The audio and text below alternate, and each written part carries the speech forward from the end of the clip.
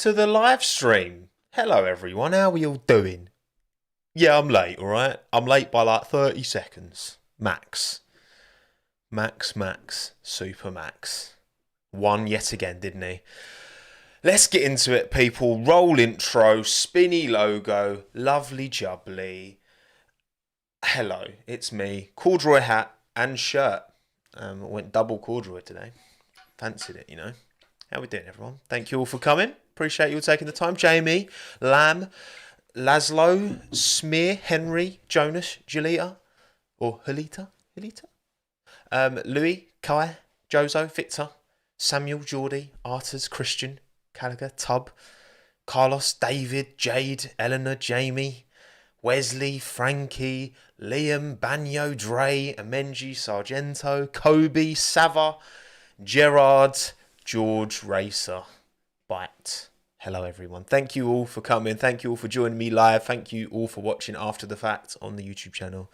Hello, and thank you for listening. Audio only people in your ears. Look, let me just get that out of the way. Okay, audio only. This is available.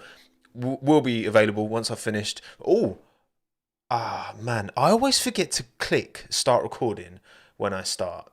I'm gonna click start recording now. Hello, audio only listeners. I'll just pick it up from then. All good. Welcome to the stream. That'll do. The audio only people don't need to listen to the little minute of waffle that I missed off at the start. We'll just do it like this. Boom. Lovely jubbly. Almost at 300k subs. Yeah, I am. It has slowed down a bit for sure. Like the growth of the channel has certainly slowed somewhat. But as long as you're here to watch me, then I've got a job. So thank you for that. I appreciate it. Right, okay, cool. Let's talk Australian Grand Prix, shall we? You can see the intro again. It is a lovely intro. As a Gasly fan, I hated that race. Oh, Charles, yeah. Well, we'll get into that, won't we? We'll get into it. First and foremost, this is difficult. This has been a really difficult race to analyse because so much went on, so much carnage, 3 red flags. 3 race restarts, which I believe is the most ever. I don't think there's ever been 3 before. I think I read that somewhere. So yeah, it's difficult to get an analysis on this one. But what are we saying out of 10?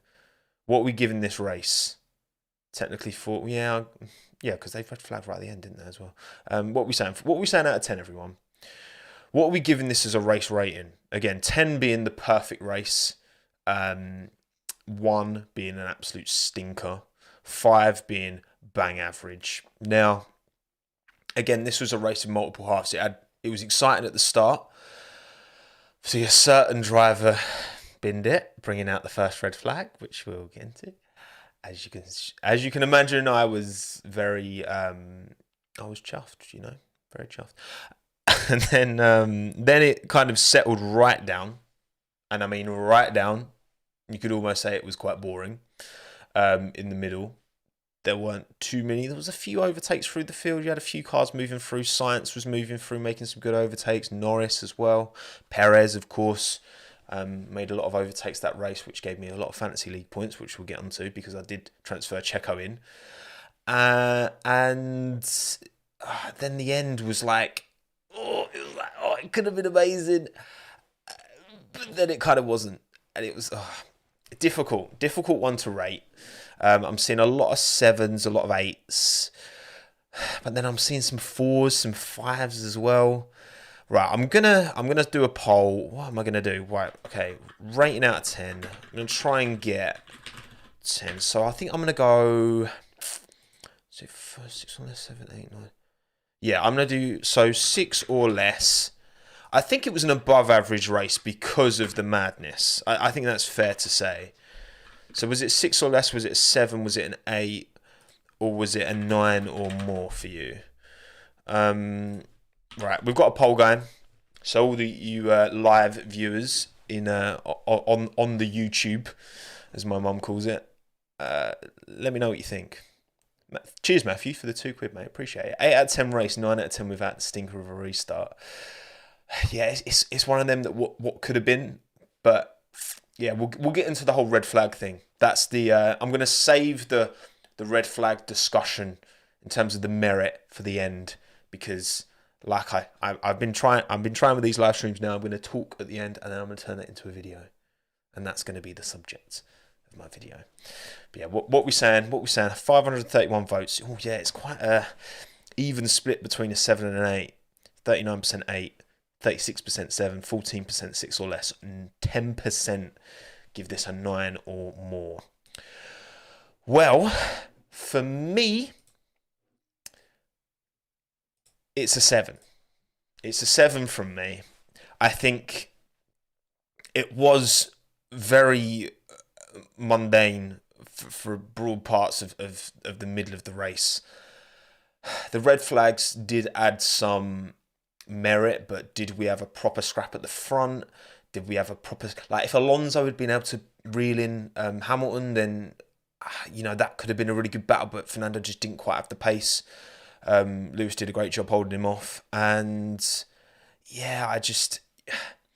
Because it was so messy and there was so much confusion at the end as well, it's like, oh, man, again are we left confused with what's going on and waiting ages? Because clearly, like, the fact that we didn't have an answer to what was going to happen for the restart I felt like it was a good 10 minutes at least. There was just no communication from the FIA. So they were clearly kind of scrambling through getting the big regulations out on the desk and having a good look through. So yeah, it's one of them. It will be remembered for sure. Would it be remembered for the right reasons? Not really. It won't be remembered for an absolute barnstorming race. It will be remembered for kind of the absolute destruction derby that occurred on the second last lap. But then what was the last lap? Oh yeah, and watch the last lap as well. It's a really, really fun stream. Really enjoyed the last lap stream. Waking up early for Australia. It was very good fun. Very good fun. We had a good time. Yeah, another FIA disaster. Yeah, we'll get into it. We'll talk through. Well, no, we're not going to talk through the race. We'll talk through the race as we go through each team. Okay, but let's have a look at the drive. Well, the race results first and foremost.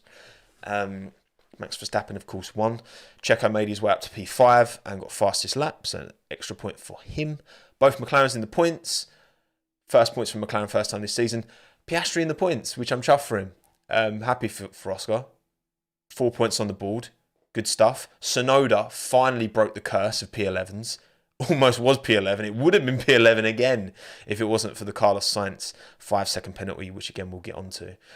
And yeah, 3-4 for Aston Martin. They can count their lucky stars as well. Oh, that chair's made a mark on my arm. Aston Martin certainly... They were lucky boys, them two. They were very lucky boys. And look at that. 8 cars did not finish the race. 8. And how many of them ended up... Well, what was it? Gasly, Ocon, De Vries, Sargent, Magnussen, Albon. They all had damage caused by shunts. Leclerc got beached in the sand and Russell had a... Have they... I haven't checked actually. Is there confirmation of what Russell's issue was? Specifically, because obviously you saw the smoke first and then fire coming out the back of the car. Got it stopped at the end of the pit lane, so then they had to close pit lane entrance. Got the old fire extinguishers out. Fire. Thank you, Shreyas. Thank you. Yes, it was a fire. Thank you, Cameron, as well for the 5, mate. Appreciate it. Sainz penalty on a lap that didn't technically count is a terrible call. FIA fumbling any credibility they clawed back in 2022. Absolute joke. Yeah, we'll get onto it. We'll get onto it when we talk about Carlos for sure, man. We'll definitely get onto that with Carlos. It certainly was it's a strange one. It's a strange one, and it's one of them where you've got such a complicated sport, and there's so many potential scenarios that can occur.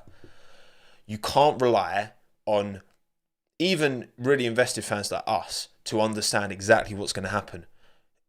When the commentators don't even know exactly what's going to happen, that's when you know it's a difficult job. It's a difficult job to police this sport. I understand that.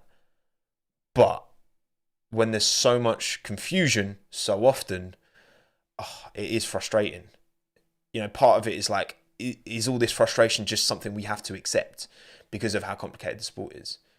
Can you write down on paper, can you account for every single variable? Maybe there is more that can be done. Maybe there isn't. But again, we'll get into it deeper as we go. Also, K-Mag, there was that, when we thought K-Mag could have been on for a podium. Oh my goodness. But anyway, right, that's the race result. Here are the driver standings as we stand after 3 of 23. We've got a very long way to go. Max Verstappen is 15 points clear of Sergio Perez. Oh, sorry, I meant Hulk. Did I say K-Mag? My bad. Certainly not K-Mag. Certainly not K-Mag. And then Fernando's only 9 points off the back of Checo. So 3 P3s for Fernando Alonso, keeping him in the conversation for sure. Consistency, we saw that last year with Mercedes. They didn't have outright massive race pace, but consistency allowed them to not lose the fight entirely. And they outscored Ferrari in the second half of that season, in part because they just kept all four wheels going in the right direction, kept the car going when Ferrari were making bad strategy calls and drivers were dropping it and all that. So good consistency so far, as much as Lance obviously had his issue in Saudi, which is a shame because Lance should be, when you think about the amount of points that Lance dropped, you think Saudi, he was looking on for a P, again, 4, 5 around that area. So behind Lewis, but certainly ahead of Sainz. And clear of Russell as well. So, yeah, Aston Martin are doing bits at the minute. But interesting as well, we'll pass on from driver standards to constructors. And I tweeted this before we went live. Really impressive how I think, 3 races in, every single team scored at least a point. Yes, this race was, it was so mad that a lot of drivers got lucky to score points, especially the Alfa Romeo drivers, for example, because they were nowhere this weekend. But at the end of the day, like on merit, I mean, McLaren have had a shocking bit of luck for the first, especially the second race. It was their fault with the car issues first race. Shocking luck second race. Clearly had the pace. Lando was moving, doing bits in the race particularly. Oscar did well as well, both in the points. You can't say McLaren haven't merited a point scoring finish in these first 3 races. And I'd say every team has merited a point scoring finish. Yuki's, we're saying the AlphaTauri is arguably the slowest car, but then Yuki's been P10 and then 2 P11s, been on the cusp of the points, finally got one. Williams, Alex was looking for a top 10 finish. He was looking on for it for sure until he made a huge mistake, shunted into the wall. And it isn't the first time. I mean, when he got points, when he got that first point, you can't say that wasn't... Yeah, I'd say that was on merit. And I think, with 3 races in, 3 quite different tracks. I mean, Saudi and Australia are fairly similar in terms of characteristics, but extra low wear in Australia. For every team to have scored a point, I think is a testament to the regulations doing somewhat of a job. Spat on the laptop, very nice. Yes, I know Red Bull were checking out, and the way that Max Verstappen passed Lewis Hamilton and gapped him by 2 seconds in like a sector, you can be forgiven for thinking, oh no, they haven't done. But when you look at, it's not just a 1-car championship; it's a 10-team championship, and I think it's a positive. It's a positive for where the regulations will be. Again, I don't think we can really criticize too much the regs until the end of this year, because a new regulatory period, you're always going to get some teams who get it right, some teams who get it wrong. If Mercedes had used all their resource and just picked a different concept, if they picked the Red Bull concept, for example, let's just say that they had 3 concepts to choose from, and say one of them was the Red Bull. I'm not saying this happened. I'm just saying, let's just imagine, and say they'd picked that concept instead of the 0 pod concept that they went with, and put all the resource into that.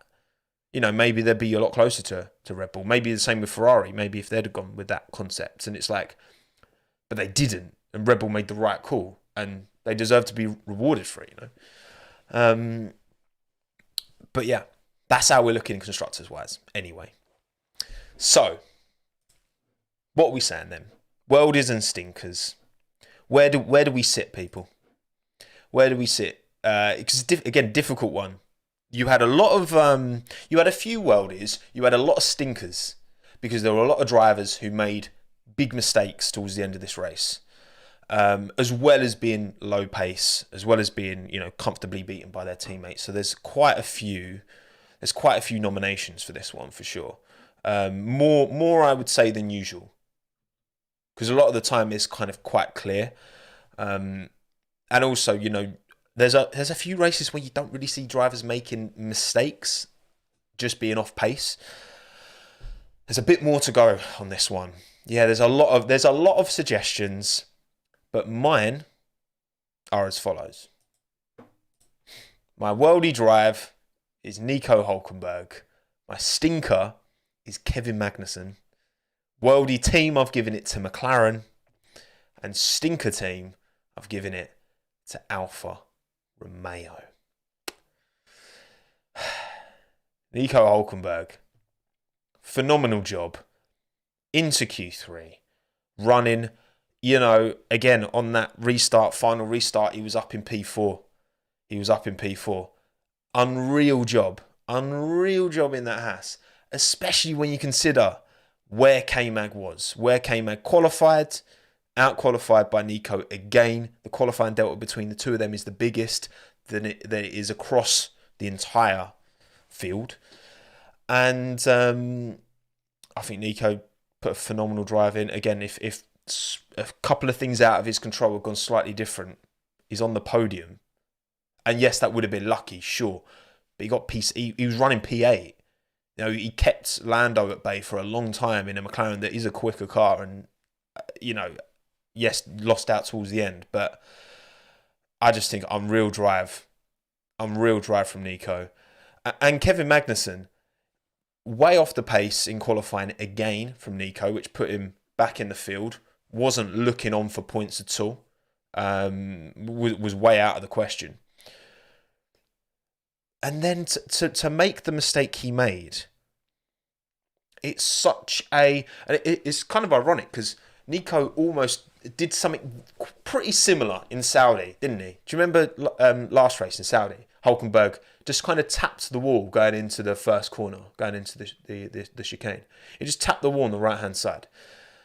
He was fine. He could carry on, all good. But Kevin Magnussen, to hit the wall in the way he did, he didn't seem to lose the car. He didn't seem to have an issue with the car. He just drove into the wall. Like, it's mad. It is a mad. And look, there were some other stinkers. You had Sargent taking out De Vries. You had Gasly and Carlos both unravelling what were great races for them up until their respective flashpoints. And suspension fit. I don't think that's true, Orbit. I mean, correct me if I'm wrong, but I mean, I've seen the onboard. I've seen the onboard of the back of that car, and it just looks, and he didn't even realise he hit the wall. But he hit the wall hard enough and you're going quick through that section. It's sloppy. And a driver of Kevin's experience, a rookie, I can forgive an incident like that. And that's part of the reason why I didn't put Logan in stinker, because Logan was well off Alex all weekend. Obviously didn't crash like Alex did, so there's that, I guess. But then took out De Vries, outbraked himself, Stroll Hungary-esque from when that happened, bowling ball and Bottas back in that worldie of a race. But as a rookie with that context, I can be like, okay, look, he's made this mistake, he's cocked up. I can forgive that. Kevin Magnussen's been in the sport for years now, and it was a very... Oh yeah, the team said suspension failure because he didn't realize. No, he didn't. No, there was no suspension. He just hit the wall. There was more than suspension failure when he hit that wall. Ripped the rear right off. Not good enough. No, I'm sorry. Sorry, K-Mag. And I'm gutted because I actually took Nico Hülkenberg out of my fantasy team. But I've made some other quite good changes, so it's not all bad, I guess. And yeah, apparently, I saw this on Twitter. So someone, which is mad, because I think the catch fences are like 20 meters tall. No, that sounds really tall. 20 meters is a lot. I don't know how tall that. 20 foot tall. The catch fence is basically there was a bit of carbon fiber, or maybe even a bit of wheel rim that came off K-Mag's car, went over the fence, and then hit some guy on the arm, which is pretty sketch. Was it 20 meters? Sounds really tall, but maybe it is. 20 feet tall is 2 stories high. Yeah, I reckon they're 20 feet. It must be 23 feet. Which, look, I mean, it's obviously it's sketchy. Unless we're going to get these cars to race around in tubes, like big Perspex tubes, I don't know how much we can kind of do to, you know, to motorsport's dangerous, right?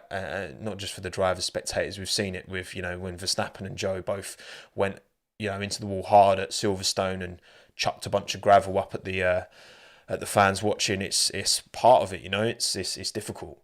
It's difficult, but yeah, everyone's fine, so all good. Worldie team, I've given it to McLaren. Again, there was a lot of suggestions for this. Aston Martin. Great race for them. Mercedes, particularly with Lewis, but then obviously George conked out. Max, that Red Bull just so quick. Checo was able to make good progress. Not amazing progress, but still good progress through the field. But I've given it to McLaren. Yes, they got a bit lucky, but they kept it clean. They made the most of the pace that they did have, and they took the opportunities that they were presented. And then Alfa Romeo, I mean, so lucky. Like, their car's just not very good, is it? It's a world away from this time last year in Australia. Where was hang on, 2022 Australian Grand Prix? Because Bottas scored like 7 times in the first 8 races or something. Where was the Alfa Romeo this time last year? It was P8. P8 he was in this race this time last year. And it was in the middle of a we talk about Ferrari have gone backwards, but Alfa Romeo, man, you look at where they were this time last year and you're like, oh my God, finally this team are going to start to actually like capitalise on this potential that they've had for so many years. And then, Valtteri scored P6 in Bahrain, P8 in Australia, P7 Emilia-Romagna, P7 Miami, P6 Catalonia, and P9 Monaco. And now they're nowhere. The Haas, I would say the Haas is more of an improved car than this time last year, personally. They didn't score in Australia last year. Yes, obviously Bahrain and Saudi, but I mean Hulkenberg's doing the legwork at the minute because K-Mag's just not been able to find it. I think Haas are slightly better relative to the rest of the field than they were this time last year, personally. But anyway. Should have been P5 in Miami. Yeah, perhaps he should have. Oh, I forgot to... it just doesn't matter. Everyone's here anyway. I was going to share this to the Twitter scum, but who needs a Twitter scum? I love you, Twitter scum. It's fine, don't worry. It's not personal. Right, okay. So they're my worldies and stinkers, but yours are more interesting because sometimes these get, the polls are super in favour of certain drivers, blum, blum, blum. This one, a lot more interesting. So, we got 3,118 votes. And as you can see, none of the top 4 for any of the categories got less than 10% of the vote. No single figures for anyone. So, Worldie Drive, 21% of you gave this to Lewis Hamilton. And the thing is, right, you look at apart from being outqualified by his teammate, but in the race, Lewis didn't put a foot wrong. I mean, Lewis was right on the gearbox of George at the start, which, I mean, that's a conversation we can have, because George didn't seem particularly happy about Lewis attacking him when he thought he was managing. And, I don't know. Interesting. But yeah, Lewis, like in the race, Lewis didn't put a foot wrong. Did a fantastic job. So hard to disagree with that. A lot of fantastic drives through the field. It's interesting that Max doesn't even make the top 4. This is the thing, right? It kind of gets to a stage when a driver becomes such an inevitability, like Max feels at the moment, then then people don't want to vote for whoever's dominating because it's just the same driver every week, and we're all guilty of it. But I guess it's more. I should put like a little asterisk and like accept Max because you just assume Max is going to have a worldie and Red Bull. Yeah, just minus Max and Red Bull. Formula 1.5. Yeah. So yeah, 21% of the vote for worldie drive for Lewis, 16% for Lando. Again, Lando out-qualified his teammate. Not a great car in qualifying. That McLaren very slow in a straight line, but delivered a great race. No mistakes. Again, difficult to argue. Lando had a great drive. Hulkenberg, 14% of the vote. For me, he takes it. Just super impressed how he's been able to jump into that Haas first season back after time off and just do bits and make Kevin Magnussen look second best, like comfortably second best. And then 13% Perez. And yeah, Perez got driver of the day. Very difficult to... it's always difficult when you're in a quick car, you're coming from the back, and it's a race with loads of I'm sure certain red flags helped him, certain maybe hindered him.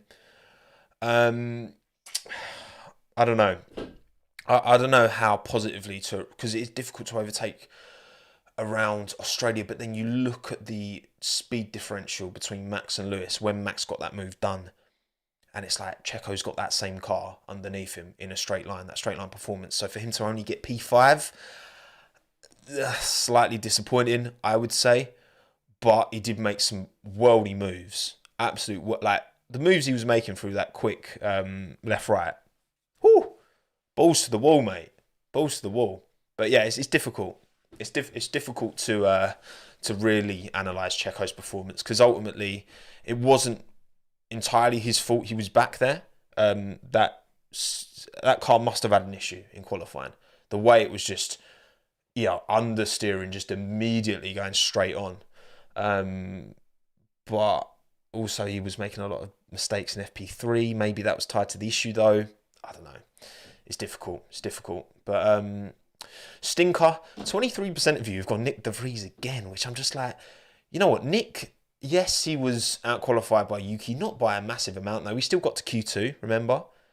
And in the race, yeah, he didn't make much of an impact, sure, but he didn't crash into anyone. He got crashed into. So I think that's harsh. Giving De Vries 23%. I think that's just force of habit. 16% Sargent. Again, he's the one who took out De Vries. And way off Alex in terms of, quali pace and race pace. Until Alex spun, of course. At least Logan didn't spin. So well done, Logan, for that. Leclerc, 14%. Oh, that's a tricky one. For me, that is definition of racing incident. 3 cars wide. Positioning. You can blame Charles for maybe taking too much of a risk there, but he's towards the front. He wants to make up position. Yeah, I think it's unlucky more than anything for Charles, but not a great job in qualifying either. And how much of that was on the team? There always seems to be a bit of a responsibility on Ferrari's shoulders when there's issues for them. And then Bottas, 14%, out-qualified by Joe, outpaced by Joe. And look, I know I've not been popular with Valtteri fans for saying this, but I do think Joe is proving he is, he's at Valtteri's level. Do I think he's better than Valtteri? No. I think they're on a very, very similar level, though, in this car. I do. And I think the results are proving that. It's 2-1 in qualifying to Joe. I know it's early doors, but, I just think that Joe stepped up in a really positive way. I don't even think this is a, slight to Valtteri. I just think Joe's been very good. I think he's developed really well. He's stepped into that F1 role really well. Got the points this time. He was lucky. But you know what? That car was nowhere for either of them. So, but yeah, Valtteri struggled this weekend. Worldie team, you've given it to McLaren as well. But just ahead of Aston Martin. Again, 3-4 makes sense. Mercedes, again, great pace from Lewis. Just a shame about George. Red Bull, 15%.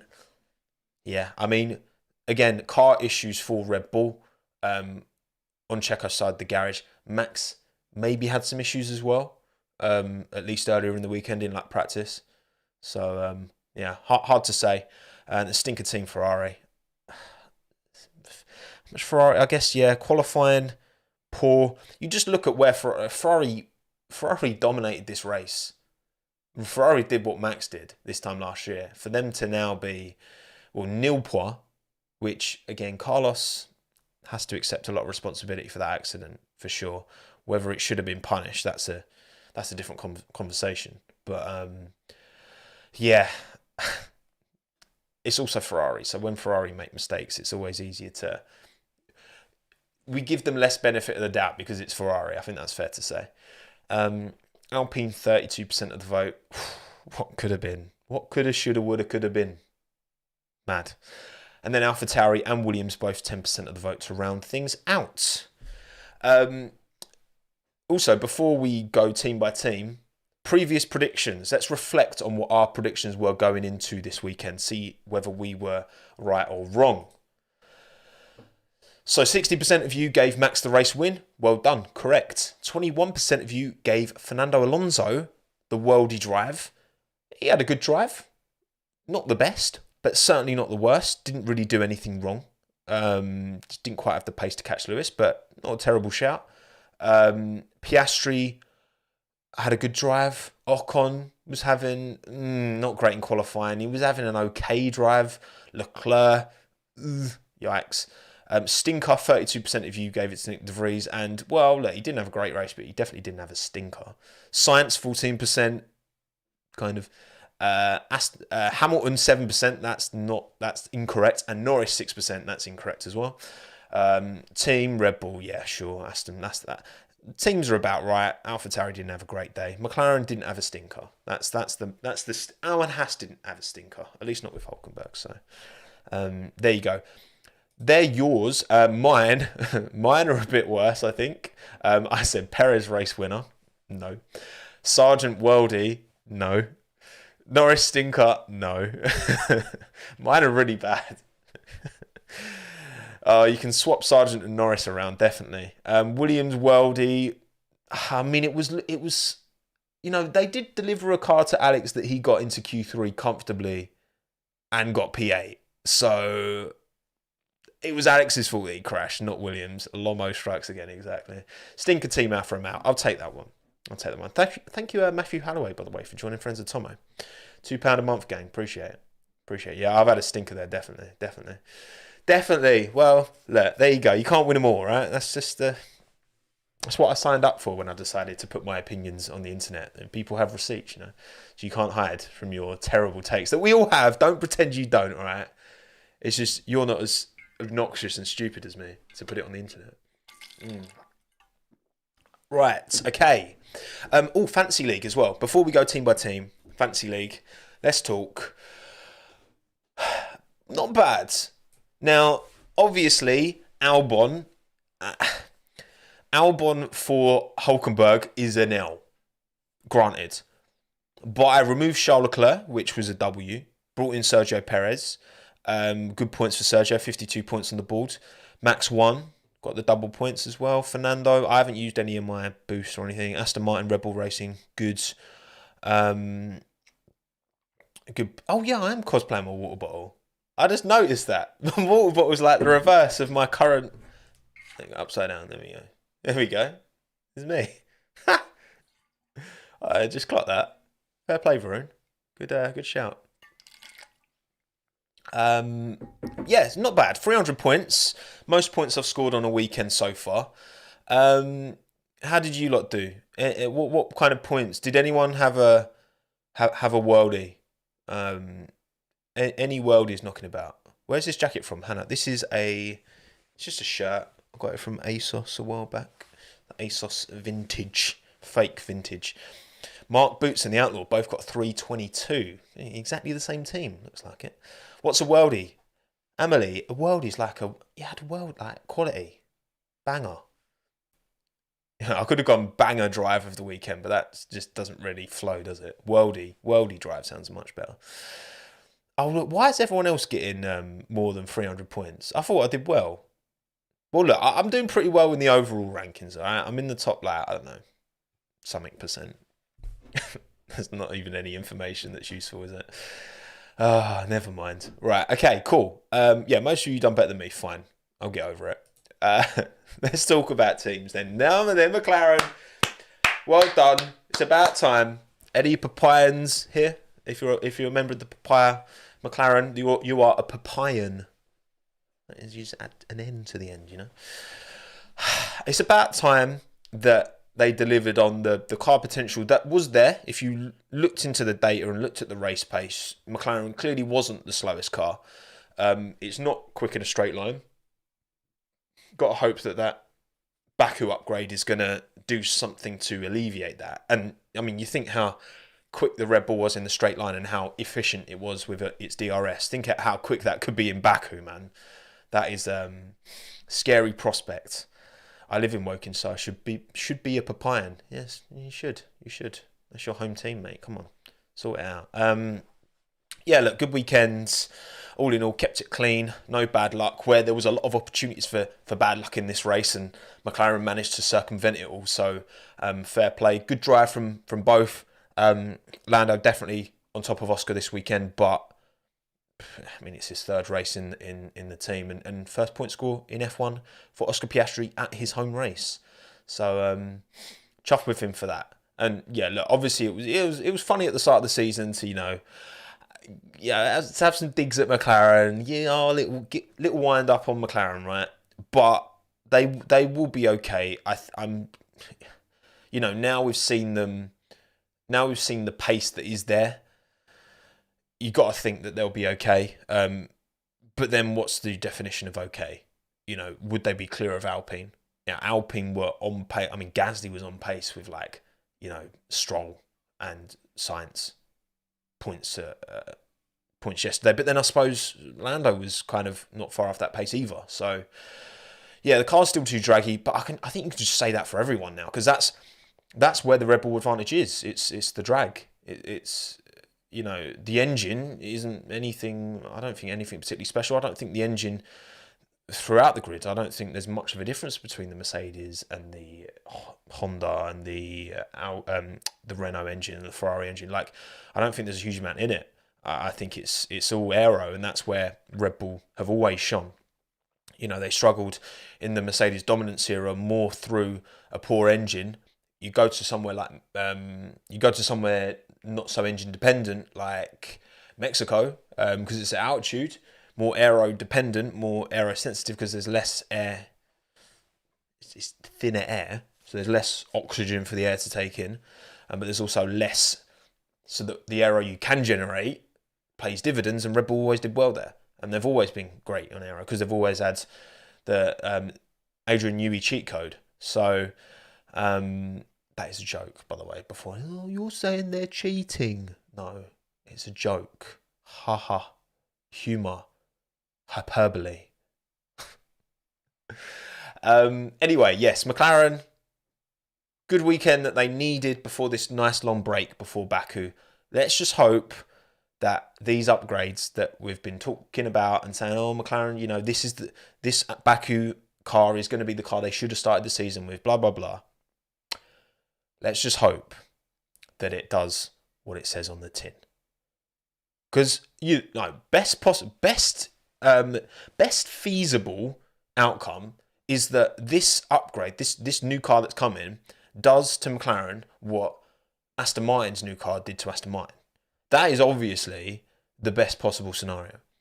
But then also, I guess as we go through the season, you know, Aston Martin have shown that you can bring a big upgrade to your car, a big change to your car, and it can take it from nowhere to somewhere, you know, like that. If the car's right, do I think that will happen? No. But would anyone have said, you know, at the end of last season, oh, Aston Martin are going to be on pace, the second quickest car overall at the start of 2023? No, don't lie. Why are you lying? No one would have said that. Come on, behave. Okay, cool. McLaren done. AlphaTauri. Look, both cars got out of Q1, which is somewhat promising. Alfa Romeo's both went out, but then also helped by Checo beaching it straight away. Yeah, I mean, I've got a huge amount of positive to say. I think the positive to say is Yuki Tsunoda. I think Yuki Tsunoda, I would recommend you watch Yuki's restart on that final stint when he got himself into P5 and then it got red flagged again because everyone else crashed behind him. Yuki's start, he slides right up the inside of Joe and someone else who I can't remember, and just picks his way through. Yuki Tsunoda, and like Yuki's defense as well at times. There was a point in the race, I think Lando was going for him, and Yuki was defending phenomenally. Yuki Tsunoda, man, that kid's got it, man. That kid's got it, definitely. I've always believed, mostly out of hopium. But I've always I believe that driver's there, that raw talent, and I think we're now starting to see it. And he's dragging that car into close to points all 3 races. P10 for this race. Definitely.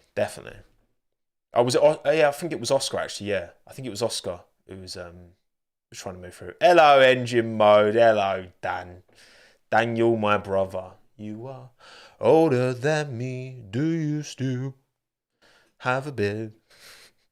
You're not trimming off yet, have you? Dan, what's your chat engine mode in the chat? Dan, what's your what are you gonna do this year if something happens? You know when you shaved off your beard for Russell winning? Oh no, Mercedes winning a race. What was it this year? I can't remember. Remind me. You fraud. Anyway, right, AlphaTauri, boom, done. Not much more to say on them. Yeah, De Vries. I don't think he had a stinker. He kept it clean. He wasn't particularly quick. It was okay. Nothing special. Williams. Okay. It's that time now. It's that time. Oh, if Ferrari win a championship, you drive. Oh, that's it. Yeah. I mean, that's not going to happen, is it? Awful prediction from me. Ferrari Constructors Champions. What was I thinking? Never mind. Williams. Oh, man. It started so well. Sad Tommo moment, yeah. Indeed. Ratio by Iwasa. Big up Ayumu Iwasa, by the way, yeah. Shout out, man. Cheers, Eclipse. Hope you're well, mate. Alex, man. Look, so I read into the explanation because it was quite an uncharacteristic crash. Sector 2, Alex was lighting everyone up. His sectors were purpler than my hat. And it was, man. Apparently, he went wide, which he did. You can see on the replay. He went wide the corner before that. And apparently that caused a temperature spike on one or some of the tyres. I'm assuming rear left. Temperature spike, so then he turned in, and because of that temperature spike, it let go and boom into the wall. And apparently he was going like slower on that lap than he had on the previous lap. Now, I'll be the first to admit, maybe that's just gas. Maybe Alex is just making up excuses, and Williams are defending him by validating his excuse. I don't know, but I'm going to choose to believe him because Alex Albon is perfect. So. Such a shame, man. Such a shame. You think how the race went as well. If he'd kept it clean, a few right decisions, a few things going right out of his control. You look at where Hulk and Tsunoda were. Man, it could have been something special, man. It could have been something special. Oh, but alas, heartbreak. Which again, I'm like, that's how I consume sport. All the teams I back are dodgy and towards the back and struggle. So that's just part of what sport is to me. It's part of the... don't worry, it's days like yesterday that make the inevitable Alex Albon 2027 World Champion. That will make that even more special because of the pain, That's the long term I'm aiming for, okay? But anyway, that certainly softens the blow. Fantastic captain with the $30. Thank you very much, Mo. Mo Sislak in your profile picture.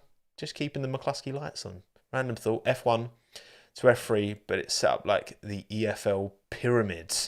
Oh, what, like promotion, relegation? Yeah, it'd be interesting. I'd love to see like a Prema or an MP. But the thing is that they're never gonna, those privateer teams, you almost feel like eventually, you know, mains main I guess these teams will always operate kind of like how Sauber is a race team, but then Alfa Romeo have the naming rights. And I wouldn't be surprised if one day you get these big brands moving into the junior formulas, particularly F2, because obviously that's still gets big viewership and supporting drivers, young drivers coming through. Then you start to have Ferrari and Aston Martin and all these. Like an Aston Martin F2 team, I could see that happening. They'll just buy out someone and then rebrand it to Aston Martin and run it, you know what I mean? But yeah, promotion relegation would be sick. But it's one of them things that promotion relegation, that's why I think American sports are so resistant to promotion relegation, because it's bad business. And, football's always had promotion relegation. So it's an accepted part of the sport. But if you had all the club owners rewrite the rules now, you wouldn't have promotion relegation. You'd have it like it is in the MLS, where the worst thing that happens when you finish bottom is you finish bottom. So, yeah, unfortunately, that's not going to happen. But I'd love to see it as well, fantastic captain. Again, thank you very much. Very kind of you. Appreciate it. Appreciate it. Oh, yeah, and the F2, like, again, I've said this a few times. If you're not watching the F2, you are missing out, man. Like, great feature race yesterday. I didn't catch it. Obviously, I was asleep, but the highlights, it was a banger. Saudi Sprint, one of the best F2 races I've ever seen. One of the best F2 races that Alex Jakes has ever commentated on as well. Spoke to him on the last lap. Great bloke, by the way. Oh, Alex Jakes is an absolute hero. He's a wonderful geezer, like genuinely. But anyway, yes, back to Williams, back to Payne, back to Albon. Feels bad, but you know what? At the end of the day, you have to take the positives out of these situations. And the fact that he got to Q3, I think it was Williams' highest qualifying position since probably like 2017 or something, when the wheels started to fall off that team. Really good from that point of view. Frustrating, driver error for sure. But at the end of the day, we move. I'm used to it. I'm used to suffering. So, and I'm sure many of you are the same. We're not all Verstappen Red Bull fans. We weren't all like all in on Lewis and Mercedes during the dominance. Most of us are watching our favourites not win. So there you go. Oh yeah, Spa 21. I did forget about that. To be fair, that's a good point. Highest dry weather since 2017. There you go. Thank you for filling in the blanks. Thank you for covering me up there. Yeah, the Spa P2, that was wet weather, so that doesn't count. I mean, it does count, but shut up. Oh, Alex. And yeah, Logan, not a great race from Logan. Way off Alex in quali, and did punt Nick De Vries. Wasn't really making any inroads in the race either. One to forget. It's funny, isn't it, how... look, I still think Sargent's going to keep Alex much more honest than Latifi did, for sure, comfortably. But it's funny how we've had this a few times. Like, Joe's debut last year in the Alfa Romeo, first race, got points. Then, really struggled. Tsunoda's first race in F1, he got points as well, didn't he? I'm sure he did. And then, really struggled. And it's like Sargent's first, he didn't get points, but he did a really good job. And now it seems to have settled in. And I don't know how much of that is just like your teammate with the experience they've got, taking a race to settle in. But I feel like this happens quite a bit. You get these new drivers coming in and their first race, boom, they're on it. And then it kind of peters out a little bit. Maybe it's Bahrain. I don't know. Maybe it's a specific Bahrain thing. I think it's Bahrain just gets a lot of practice. Could be, yeah. I mean, it wasn't the same with Marzipan, was it? Oh, anyway, right, okay. Yeah, it probably is because of testing. That's a good point, actually. Testing makes the most sense, because testing is in Bahrain now. So it'd be interesting if it was still in Catalonia. Would Bahrain be a more challenging opening track for these young drivers coming in? Possibly. Yeah, that was it. Tsunoda P9. Yeah, I'm pretty sure that was. Anyway, right. Okay, Haas. Look, Haas have got a good race car. I think they've got a race car that on pace is clear of the AlphaTauri, clear of the Alfa Romeo, clear of the Williams in the right circumstances as well, for sure. Yeah, Magnussen's just not been. It's very odd, isn't it? It's very strange how Kevin's been struggling. Like, you wouldn't have. I mean, I can't remember him. I can't remember where I predicted. I think I predicted Hulkenberg to beat Magnussen. I think over the course of the whole season. But the size of this delta between the two is difficult, man. Difficult. It's weird. It's weird. It's unusual because Kevin was very reliable, particularly in qualifying last year. Up there, and yes, obviously meatball flags. If those meatball flags don't hit him so hard, well, 3 times he got meatballed. Like, he would have been in a much better position last year. Just doesn't seem to be on top of the car. Doesn't seem to be able to find good setup. Whereas Hulkenberg, and they're both similarly experienced. I mean, yeah, Nico's got a few years on K-Mag, but also Nico took more time off. So, yeah, I don't know. I think, I mean, look, no shade to Mick, but I think Hulk for Mick was clearly the right call. I think we've already seen within 3 races the levels, the consistency of Hulkenberg. He was very unlucky in Bahrain to get that tiny bit of contact on his front wing, which just completely ruined his race. It's fine margins in F1, don't get me wrong. But, yeah, I just think that Haas is in an okay place. I feel like they need to strike while the iron's hot now, because I don't believe the team will have the capacity to deliver upgrades like other teams around them will. I guess that's the thing, isn't it? It's not just. I mean, again, second, that little short I did, right? So when you compare the first half of last season to the second half, there's only 3 teams who retained their constructors' position: Red Bull, McLaren, and Alpine. Everyone else was different. If you split the season in half, 11-11, everyone else moved relative to one another. Like again, Alfa Romeo, prime example. Comfortably a top 10 car in the first half of the season. Comfortably a bottom 10 car in the second half. So we're 3 of 23 in.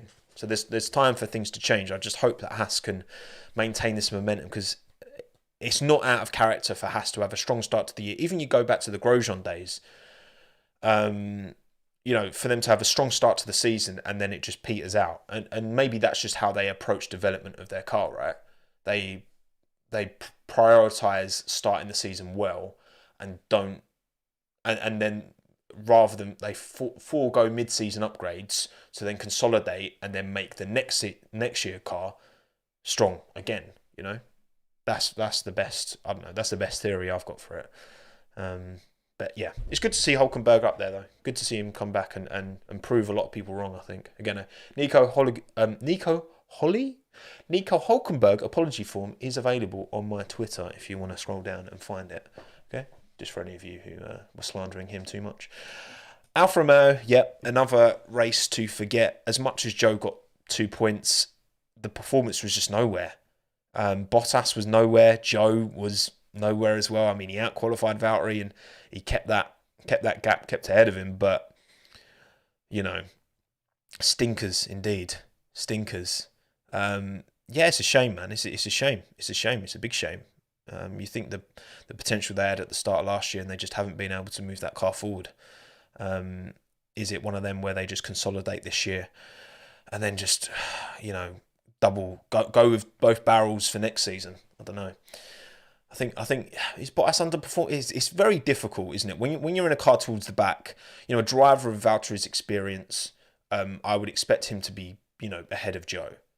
And so then it comes down to the fact, well, you've got Joe doing just as good a job as Valtteri, and then you've got a car that's, neither of them are getting consistently near the points.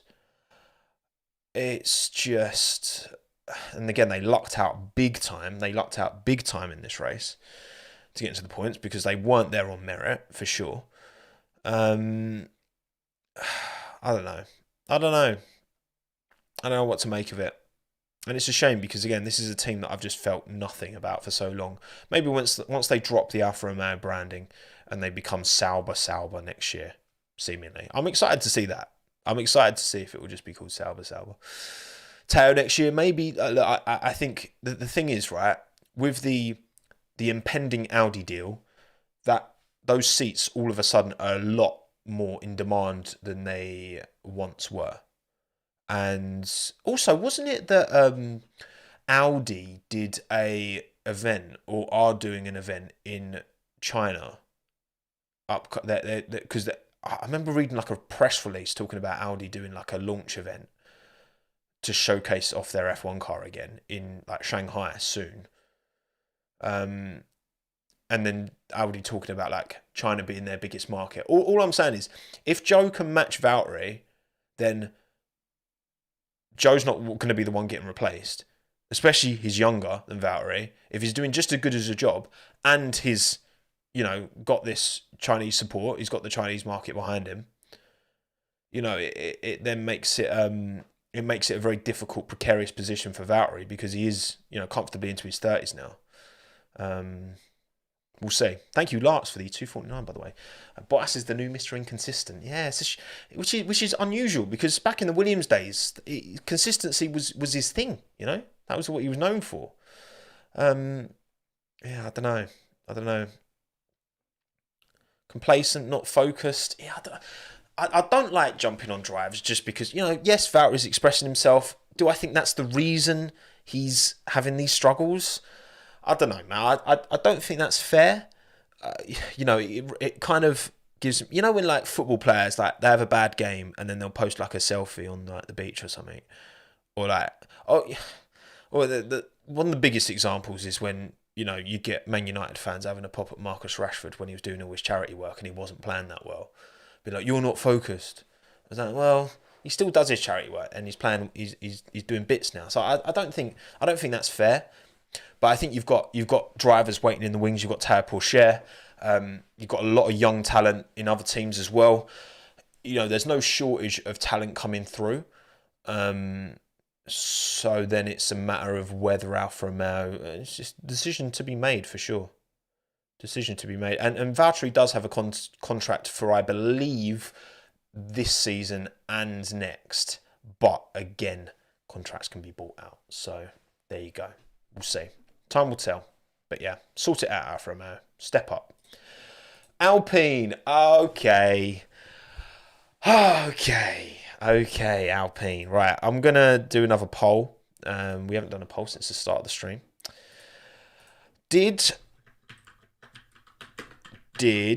Pierre Gasly deserve a penalty for his crash with Esteban Ocon? Yes, no. Simple. So Pierre didn't get a penalty. And I mean, I know you've all watched it. I'm assuming you've all watched it anyway. Upon that final restart, Gasly kind of went a little bit wide, went onto the grass, coming back onto the track, seemed to, in my opinion, regain control of the car, but had low momentum. Ocon saw a space around the outside, and Gasly clearly didn't see him. And the big bright pink Alpine didn't see him. Look, Magnussen crashed on that corner as well. You could see the sun was very low. I'm pretty sure that was messing with drivers, how low the sun was. But, I feel like Gasly was in control of his car and drifted over to Esteban. That's a double point. That's probably because Yuki, who passed Pierre, was running P5. That there's no red flag if they don't shunt because yes, Fernando spun, but he would have continued. Stroll went wide as well. So Aston was so happy that the red flag came out. Alpine saved Aston Martin's race by crashing into each other. So they would have been P6, P7 probably, the Alpines. Yeah. And look, it's 50-50. I mean, they went to the stewards after, and I read in the stewards' notes, I put it on Twitter, it was like both drivers decided that it was okay. Well, it's like, of course, like, Esteban, like, Alpine are not going to push for a penalty for their own driver, especially Pierre Gasly, who's already got 12 penalty points, or 10. He's like really close to a ban. Like, I don't get it. I'll be honest. I don't get it. I think it's one of these that you're literally 50-50 in the poll. You're literally 50-50. Did he deserve the penalty? Obviously, the difference with, because Carlos Sainz broke late, remained within the track, remained in control of the car, but understeered into Fernando, spun him round, got the penalty. And we'll talk about that in more detail later. But with Pierre, he'd gone off track. And, you know, when you look back to what Canada 20, I think Canada 19? Yeah, 2019. Vettel and Hamilton is an example of one where the driver goes off track, returns to the track, questionable how much control they're in of the car, and then that lack of control, potentially lack of control, results in another driver having to... Now, Lewis had to get out of it. If Lewis hadn't got out of that, that would have been a similar kind of crash. But Lewis was able to get out of it because he hadn't gone that far. He hadn't properly gone alongside. So it's one of them that I feel like Pierre regained control of the car, and I think he just drifted to the right and he didn't see. And I saw, I think Karim Chanok was breaking it down, and Pierre doesn't appear to look in his right mirror. He appears to be looking forward, if not slightly to the left, when the contact happens. So, as far as I'm concerned, he was responsible, and it ruined what would have been a fantastic result for Pierre. He was on pace with like Sainz and like Alonso. Like, he was close to them on pace, which is fantastic news for Alpine. In a race, to be in the mix is great. Like, as much as, again, it's same for Albon, as much as the result's terrible, the potential like performance there, the performance that was shown, not even potential performance, clear as day, fantastic. But I think if you're going to give Carlos a penalty, I think that Pierre's culpable for this one as well. And regardless of them being teammates, if you're going to do that, I think it was penalty worthy. I do. I'm in team yes, which is now 48% of the vote. So yeah, because this is one thing, right? About we'll talk about this Ferrari now, actually, briefly. Carlos Sainz as well. After the race, there was a few drivers talking about how, you know, the tyres were cold. This is why people were making mistakes. You know, you had Lance going off onto the gravel. You had Logan rear-ending Nick.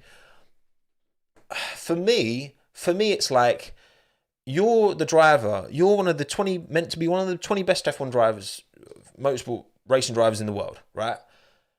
And you know that this is a low wear track. It takes time to get the tyres up to temperature. I don't think that's an excuse. And like Esteban said this after. Esteban was very much like, it was the drivers at fault for all the incidents at the end. And other drivers, I think, were more like, you know, obviously Carlos was very unhappy with his penalty. I just think that the drivers are responsible. I think, you know, if you've got cold tyres, it's your responsibility to brake a bit earlier. It's your responsibility to drive differently to accommodate to the conditions of the car that you're driving. To just blame, it's tyre wear, whatever, like no temperature. Well, then drive more conservatively until you've got temperature. Like, I'm sorry, I don't buy it. I don't buy it as an excuse. I don't know. That's just my perspective. But anyway, Alpine, yeah, they can be positive. Obviously, not great for Ocon in qualifying, but good pace from the car.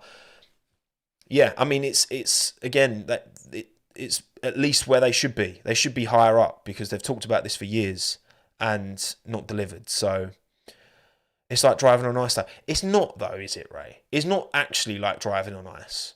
Like, you can just drive a bit more conservatively. That's the way I see it. Red flag screw docking. Yeah, that's the thing. Actually, I can't like. It's hard to keep track of who got stiffed by the red flags because we've had so many. So it's like, oh god, like, I can't even remember who, you know, lucked out or who had a shocker. But anyway, right, okay. Alpine done. Yeah, Ferrari, man. Carlos Sainz penalty. What do I think? Okay, let's poll this one. Did Carlos Sainz did Sainz deserve his penalty even though the lap didn't count? Kind of. Because for me, I would say that let's just say the Alpines don't crash. There's no second red flag, but Sainz has spun out Alonso. I would say that a 5-second penalty for Sainz would have been fair. For me, I think that in isolation, he outbraked himself. I think it's hard to tell from the replay, but I think he maybe locked up a little bit, but he definitely went too hot into that corner. And tapped Alonso, spun him round, took out another driver.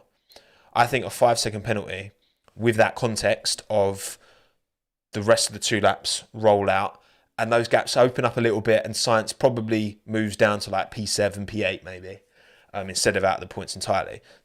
Part of the problem for Carlos is because he had to serve that 5-second penalty at the end of the race where everyone was behind safety car. Well, he was like 3/10 off of Tsunoda with that penalty applied. So Tsunoda actually only got into the points by like 3/10, I think it was. So that in isolation, I can endorse that punishment for me because he went too hot and he took out Alonso. Control of your car, all of that, right? However, that lap essentially didn't count because they counted back to the original order. So if they're going to do that, you know, if you're not going to count the fact that Nico had gained loads of positions, you're not going to count the fact that Tsunoda gained loads of positions, and obviously you've got the Alpines crashing, you're not going to count for, you know, Stroll going into the gravel, blah, blah, blah, all that. But then you are going to count that incident. Like, for me, it's simpler if you do one thing or the other. And we'll talk about this in more detail when I talk about like the red flag stuff, right? Because so much of it is just like clarity and simplicity where you can. And it just felt like they were cherry picking, okay, well, we're going to give you the penalty for a move for taking out a driver that actually wasn't taken out. So it's like, if you can undo Alonso being taken out and put him back P3, then why don't you also undo Carlos taking him out? You know? Like,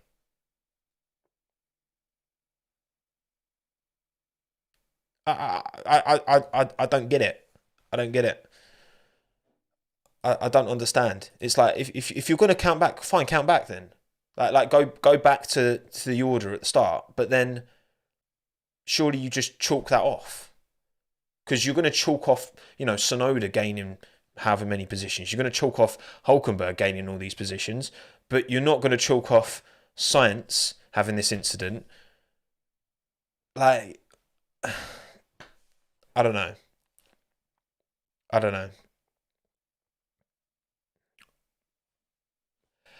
I just like all of the inputs that these drivers made, certain inputs, the inputs of Yuki Tsunoda to gain all these positions are forgotten. But the inputs of Carlos Sainz making a mistake aren't forgotten. And I'm like, well, surely it would just be simpler to do one or the other. Either you take those inputs into account and then you keep the order as it was when that red flag went down with Hülkenberg P4, Tsunoda P5, or you just roll it all back.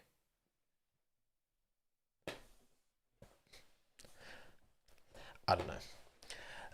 I don't know. That's just the way I see it. I think it could just be a lot simpler. But there you go. There you go. And maybe look, and this is the thing as well, right? Maybe the rule book was followed correctly. And look, I'm not. I don't have. I don't have a picture perfect memory of these rules. All right, but I think us as fact, like when we're talking about these subjects, we should talk about what what we think the rules should be, how we look at a situation and what we think it should be. And yes, maybe this did follow the letter of the rule, but you know what? A lot of things follow the letter of the rule. It doesn't mean we all agree with them. And again, to roll back certain things but not others just seems unusual to me. Either roll it all back or roll nothing back. But there you go. If the cars that DNFs had to suffer the results of restart, so should those be culpable for instance, I believe.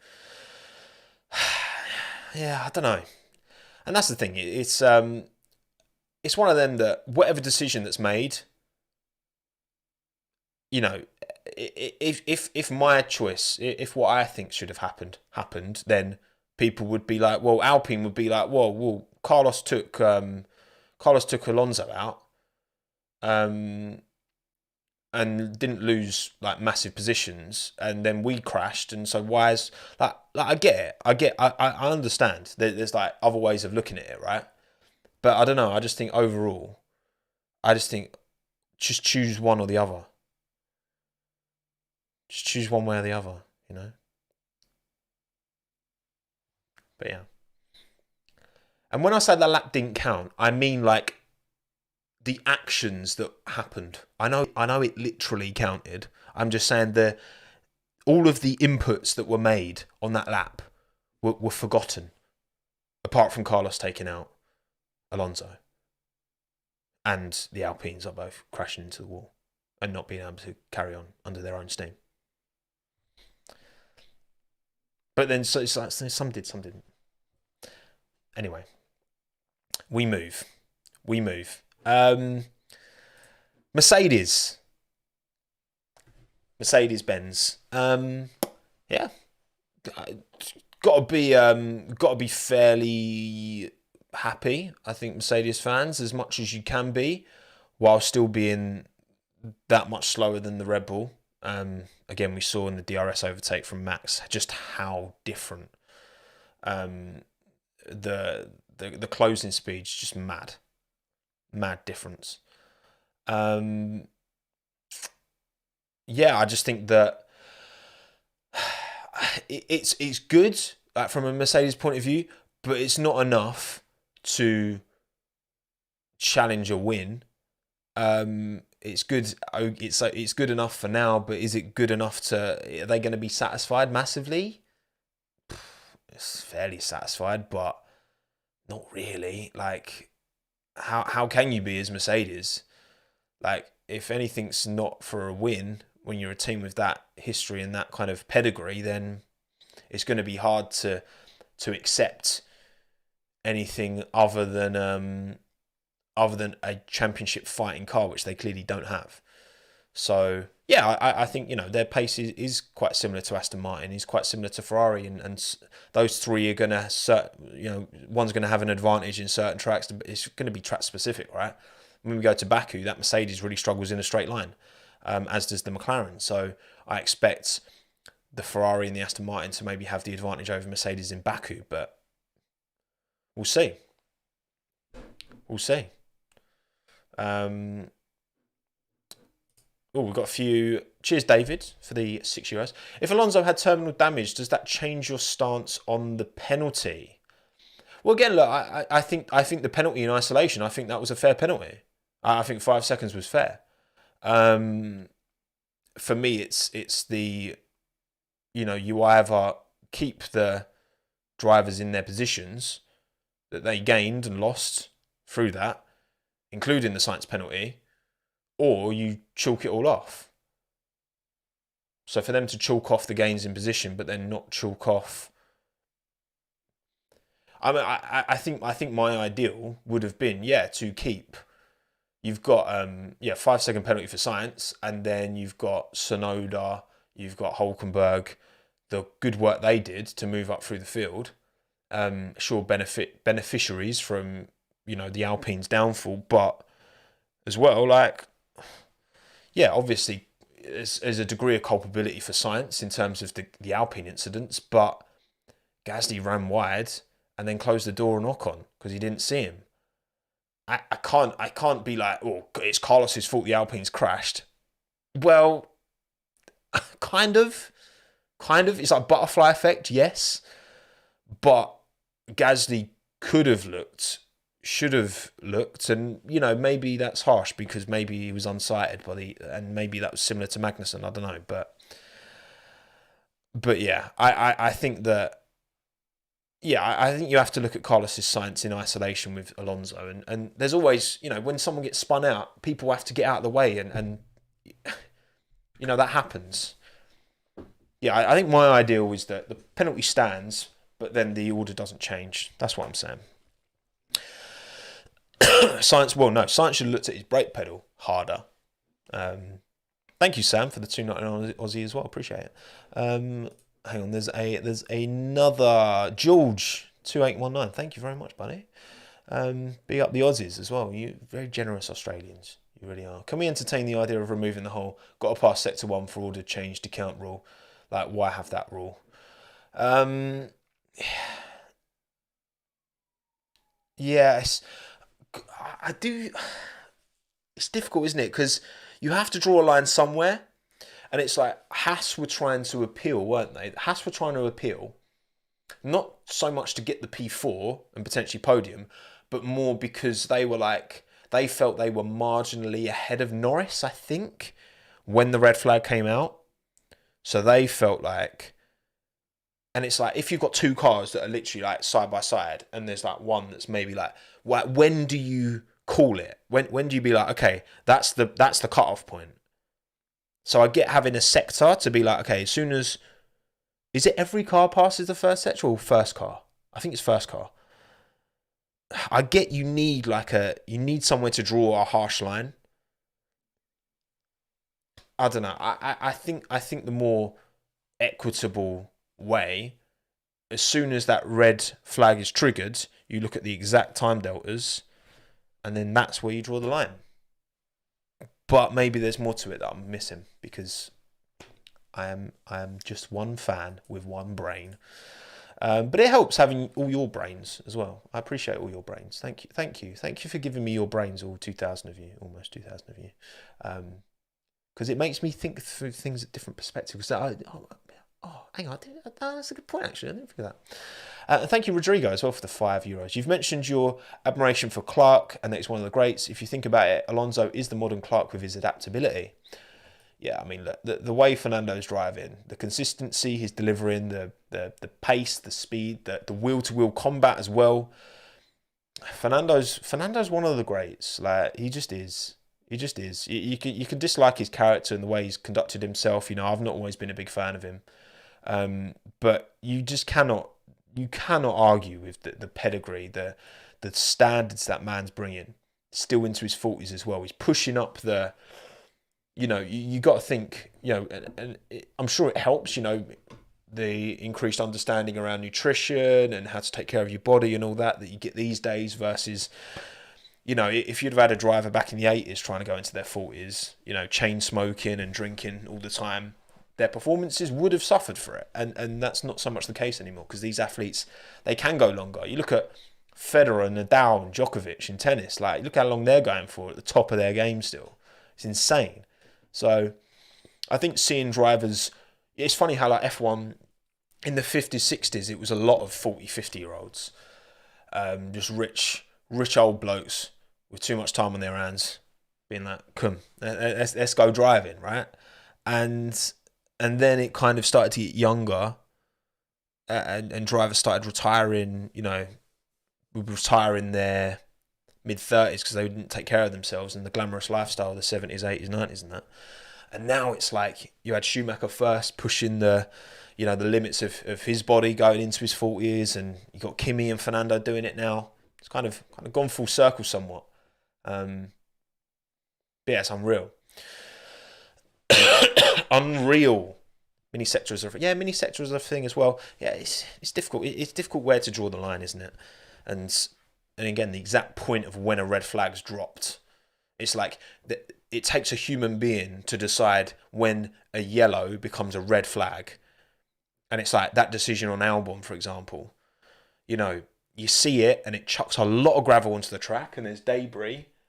That needs to be cleaned up. Can it be done safely within a safety car, within a red flag? We'll get into that. But it is difficult. Like I do have sympathy for the rule makers here, because it's very easy in hindsight to be like, well, this is the right decision. But to be prepared beforehand and have systems in place where you can quickly but make the correct decision. It's not just making the quick decision, it's the correct decision. It is a challenge. It is a challenge that I think many of us, myself included, don't take for granted somewhat, I think. Thank you, Sam, as well. Did you hear Hamilton's team not being there for him to celebrate after the podium? Apparently fans were raiding the garages, or Merck favoured... Well, that's certainly... I don't think Merck favoured George Russell. I did see that, there was none of the team when Lewis got out. But I did read, because there was like fans getting on the track and like before the race had even finished. Very sketchy. Very, very, it takes one absolute donut to hurt themselves badly, and then it can ruin the experience for everyone, because then all these, these rules start to come in, right? And we talked about that with the whole, teams leaning out the windows to like celebrate as cars come past. Like, I'm all for that. I'm all for the vibes. I'm all for but it just takes one accident, and then all of a sudden it's like, why the hell are we allowing this? Because someone's like died. You know what I mean? Like it takes one, and it's like, do you act, proactively to stop these things happening, or do you wait for something bad to happen? Like, you should be acting proactively, and not good. Not good that fans were able to get on the track. And if it's just stupidity, like so dumb. Like, people don't realise they just do something because it will be fun to it's like people run on a football pitch, but that's nowhere near as dangerous. Like, I mean, it could be, I suppose. Depends what they're carrying, right? But it's just dumb, innit? It's moronic, man. I don't know if you might not read it. Yeah, just like fans getting on the track while the cars are doing their final lap behind the safety car. It's like cars crash under the safety car. Cars drop it. Drivers make mistakes. Silly. But no, to clarify, no, I don't think the reason that the Mercedes team weren't with Lewis when he got out was because they favour George. No. I'm sure there's a reasonable explanation for that, because that never happens. So be fine. It was interesting, the radio at the start, where George was getting a bit spicy, wasn't he, on the radio? He was like, why is my teammate attacking me when you're telling me to conserve tyres? Which, I mean, is somewhat a fair point, to be fair. I don't know to what extent he was told to save tyres, but there you go. Yeah, Fittipaldi's crash under... Oh, yeah, that was a sketchy one, wasn't it, Marl? Fittipaldi had a really scary shunt in F2 under the safety car, and it almost took out... Because, Nassani had already crashed, hadn't he, as well? But yeah, miscommunication there. If Mercedes are going to tell George to conserve, then he shouldn't have to worry about Lewis trying to make a move on him, because Lewis was clearly, in that instance, he was quicker, but then maybe Lewis wasn't being told to conserve. I don't know. Manage, that's it. Yeah, manage. Which that's what that means. You're not pushing, you're managing. But anyway, Aston Martin, again, very lucky. But Lance obviously made that mistake, went into the gravel upon that restart, got the count back somewhat, and Fernando had a very solid, very good race. Didn't really put a foot wrong. Wasn't able to catch Lewis, but again, I think that Mercedes pace was pretty on par with Aston Martin. I wouldn't say there was a massive advantage one way or the other, maybe slightly to Mercedes, but hard to say. And yeah, arguably worse than Ferrari. Yeah, I think Aston Martin were good. You know, they were good. It wasn't their strongest track for sure. And yeah, straight line speed was really hitting them. But that was also hitting Mercedes, less so Ferrari. Again, that's why Carlos was seemingly able to make some progression through the field. But yeah, they can be happy with that. Another P3. Again, when you look at the constructors, Fernando's keeping the Red Bulls somewhat honest. They're not checking out too much. It takes one Red Bull DNF, one Max Verstappen DNF, and Fernando to pick up top points, and he's still really close. So consistency is, winning a championship isn't just about ultimate pace. It's about consistency. We've seen many a car over years that had the pace. McLaren multiple years. 2012? I think 2012 theirs was pretty good, but I know that 2003, 4, 5, that kind of era, the McLaren was a very quick car relative to the Ferrari, but the consistency, the reliability really hindered them. Did someone said that did Lance get punted when he went into the gravel? I thought Lance just went wide of his own accord. I didn't realise that.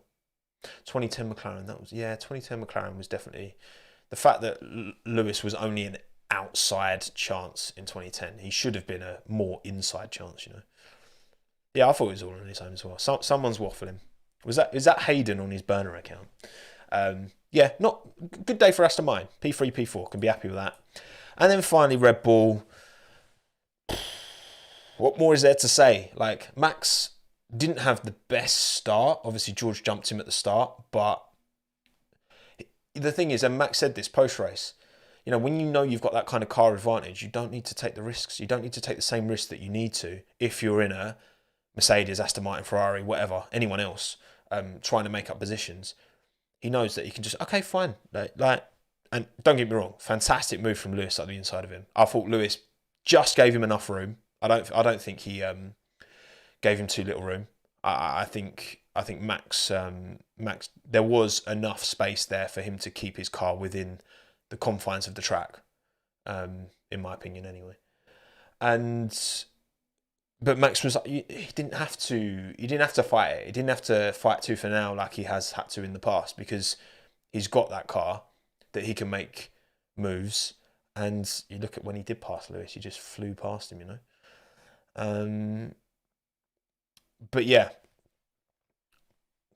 what more can we say? It's another Max Verstappen win. It's looking very good for him. It's looking very ominous. Again, the word of the hour. And the 4 DRS zone certainly helped, yeah. Oh yeah, Max on the white line. Yeah, everyone was like, oh.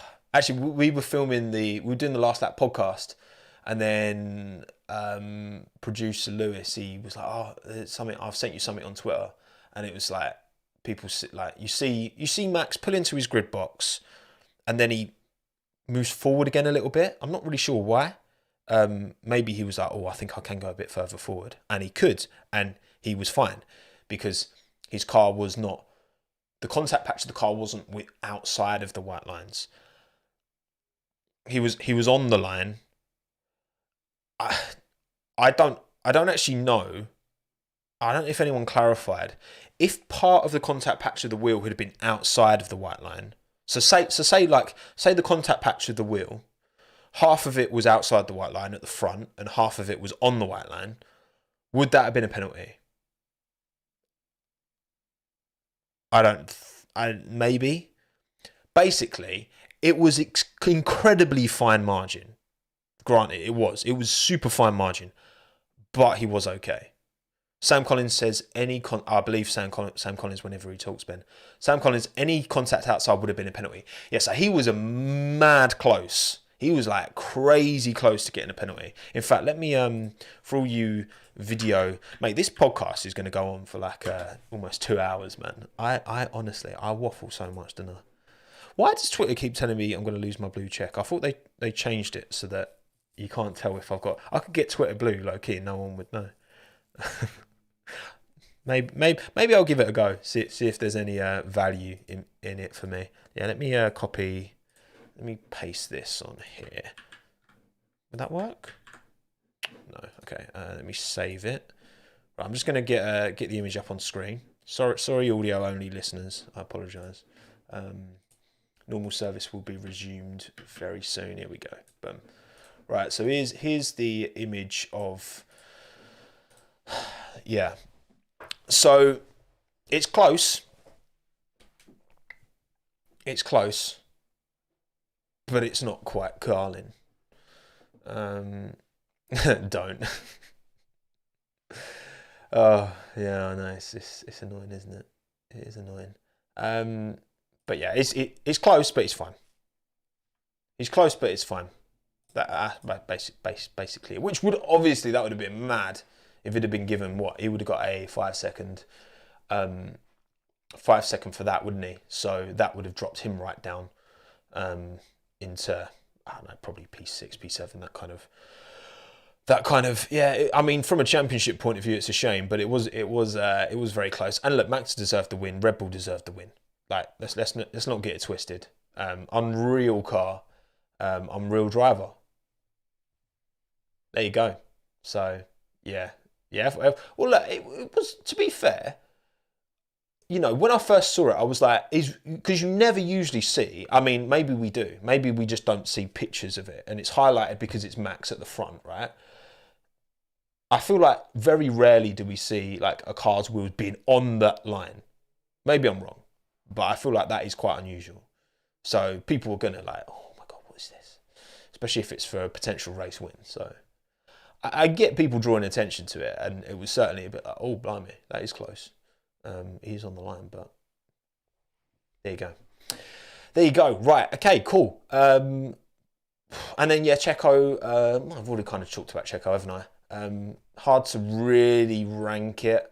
Hopefully they've sorted the issues out where, yeah, again, it felt like it was a car issue. I know talking about, we've had this before with... trying to remember, there was a specific instance I remember a driver struggling with, like they brake in, turn in, but there's still throttle. There's still a degree of throttle being applied when you're trying to turn the car in, and then obviously that's making you understeer. But yeah. Hopefully they've sorted that out for Checo, because yes, as much as do I really think he's going to be able to mount a title challenge over the course of this season? No. Do I think this is going to be a bit of a full storm like we saw with Bottas many a time against Lewis? Yes, I do. Unfortunately, I think Alonso's our best chance at getting a title fight. I actually do, honestly. But there you go. Right. Okay. Cool. Right. Let's now talk about something a little bit extra. Red flags. Are they broken? I asked you lot on Twitter and YouTube community for your feelings on red flags, and a couple of changes that have been talked about, have been suggested. One being, you know, don't allow the tyre changes, and another being doing rolling starts instead of standing starts. So I did the same poll twice, and the results were pretty similar. More people on Twitter don't like the idea of free tyre changes. More people on YouTube, you lot, think keep it the same. Now, I'm in kind of two minds. Oh, there we go, intro. You know what? It's a great intro. So you just look at it again. I'm in two minds because there is no solution. There is no red flag solution that is perfect. As things stand, if you pit just before a red flag, you miss out massively because everyone who hasn't pitted around you gets a free pit stop. They get a free tyre change when they come in. And because pit stops, this is the thing, right? If pit stops were of the generation where it wasn't just a tyre change, but it was a fuel change as well, that's a different story. Because then you could only change the tyres, but you'd still have to come into the pits to get a fuel change. As things stand, it's just a tyre change. So you benefit massively from not pitting. And again, this is why George missed out so much. And George said after the fact, he stood by the decision to pit when they did, because, it put him in a strong position if it hadn't have been a red flag. And there's certainly a question as whether that red flag should have been a red flag, which we'll get into. But